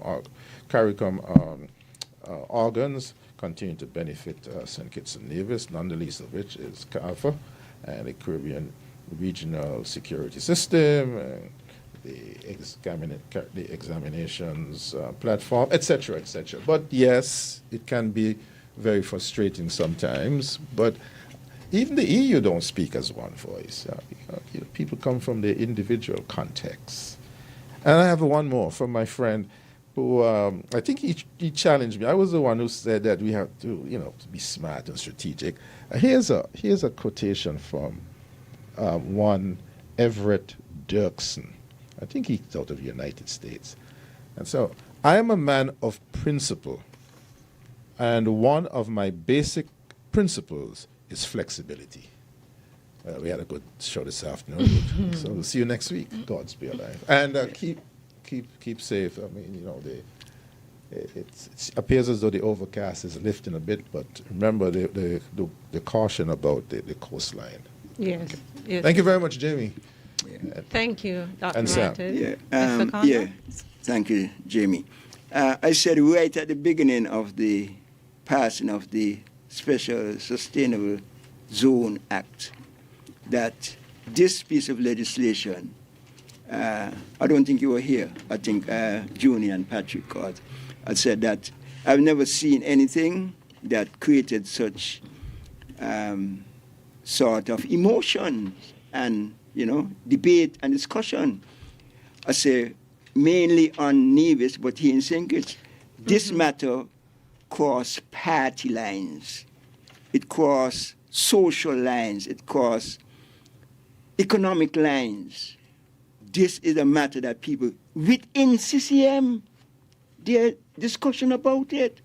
It isn't CCM just trying to do this thing in a monopolist kind of way. In CCM, there's the debate going on. In the NRP, there's a debate going on. In the Labour Party, there's a debate going on.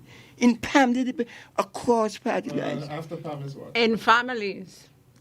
In families, there's debate going on. Yeah, exactly. And I told them, when I was speaking about it, what's the name? This and that, send Patrick a WhatsApp message, says, I mean, know what he's talking about. And just wait until the Premier speaks and we're going to hear. Well, since the Premier speaks, we have heard more, and you're going to hear more. This is a matter that the whole country is... when I interviewed the AG about this, right, he made a comment. He said that he doesn't understand why people feel that the government is the boogeyman. And I pushed back to that comment because I don't think that people feel the government is the boogeyman at all. But people are concerned about the boogeymen that may be coming, right? That's the concern. Absolutely. People are concerned that they will become second-class citizens in their own country. Will become, how is that possible? Or maybe, what do you mean how is possible? It happened before. Well, that means that there's an invasion. People are likening this to an invasion. With arms? No, not with arms, but maybe with thoughts So and ideas. Second class, to move from first class to second class means that you're beaten. I am not saying that it will happen. I am saying that is the fear of a lot of people. Where is this fear coming from? I thought we were people proud. You want me to tell you where the fear is coming from? Start with the national anthem first. I can't start with the national anthem because the fear not coming from the national anthem. Well, that's what we sing. But the fear is coming from a lot of the same international stories that we hear and we look at every day. People want to escape where they are and, set up havens. The Caribbean maybe prime real estate to some of them. There are some people who feel they could buy their way anywhere in the world. I'm sorry. Listen to how Trump spoke about Gaza. I understand. And that is where the fear is coming from. Now, should we be afraid? That's another debate. But that is where the fear is coming from. You mean people who sing our land of beauty, our country where peace abound, thy children stand free on the strength of will and love are fearful? Unacceptable. You listened to the caller this afternoon? One. Yeah. Okay, so I agree with you that what's taking place, the drum beating in the international community can have a certain dispiriting and depressing effect on people. And it's raising anxiety. Yeah, but we the people, we are hopeful people. And this sorry to say this, repeat this, bring this up, but this afternoon you started by telling us how supportive people were to your family in your time. That will not disappear from St. Kitts and Nevis. Not disappear. And it will not disappear if people make sure it doesn't disappear. Because we live here. So you're saying that we have to... Exactly. That's what people are doing. Intentional. That is what people are doing. Ensure that it doesn't disappear. You sound like a teacher. People are not leaving this to anybody. Once upon a time.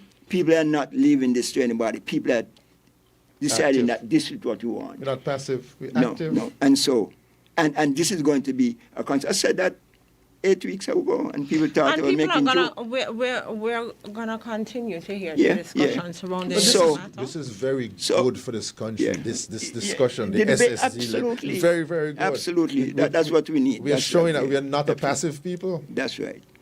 Yeah. So if I could you were saying. Yeah. If I could just finish. Yeah, I was saying that this matter is going to take some debate and a discussion, and it is good. It is healthy for us. And we're going to make sure that this happens. In terms of the geopolitics and what's happening in terms of CARICOM and so on, I want to close. I don't know if the caller who was talking about, who said the principle, because I read this at the beginning, to say that CARICOM must be clear in its words and actions. Our small size has never been an impediment to our supporting, leading and making change. The South African experience is one most prominent example. until we hold principled, that's what the caller was saying, and I agree with him.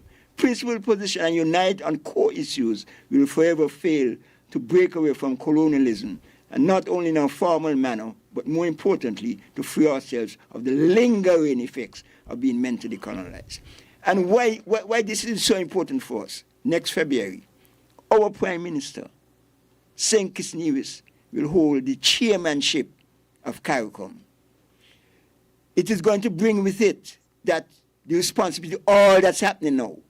And that is why we in St. Kitts have to familiarize ourselves with all this debate and discussion that's going on, because the Prime Minister and St. Kitts is going to be put on the focus for the first 6 months of next year with our Prime Minister as the chairman of CARICOM.